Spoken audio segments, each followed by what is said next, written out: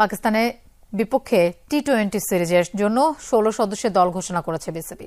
শ্রীলঙ্কার বিপক্ষে টি-20 সিরিজের স্কোয়াড অপরিবর্তিত রেখেছেন নির্বাচকরা।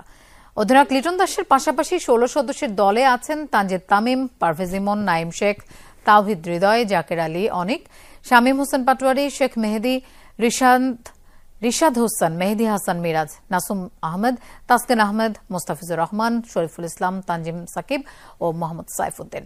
পাকিস্তানের বিপক্ষে ৩ ম্যাচের টি-20 সিরিজ শুরু হবে ২০ জুলাই রোববার। এরপর ২২ ও ২৪ জুলাই সিরিজের শেষ ২ ম্যাচ অনুষ্ঠিত হবে। সিরিজের সবগুলো ম্যাচই হবে মিরপুরের হোম অফ ক্রিকেটে।